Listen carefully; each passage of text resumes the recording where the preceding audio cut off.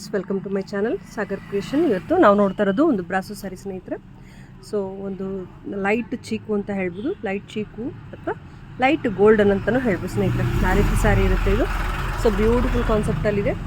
ನಾನು ಮೊಬೈಲಲ್ಲಿ ತೋರಿಸೋದಕ್ಕಿಂತ ಸ್ವಲ್ಪ ಡಾರ್ಕ್ ಇದೆ ಸ್ನೇಹಿತರೆ. ಮೊಬೈಲ್ ಸ್ವಲ್ಪ ಲೈಟ್ ಕಾಣಿಸ್ತಾ ಇದೆ, ಬಟ್ ಡಾರ್ಕ್ ಕಲರ್ ಇದೆ.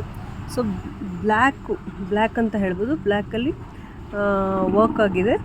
ಸೊ ಬ್ರಾಸೋ work. Sari overall silver zari ಬರುತ್ತೆ, ಸಿಲ್ವರ್ ಫಾಯಿಲ್ ಬರುತ್ತೆ ನಿಮಗೆ. ಓಕೆನಾ.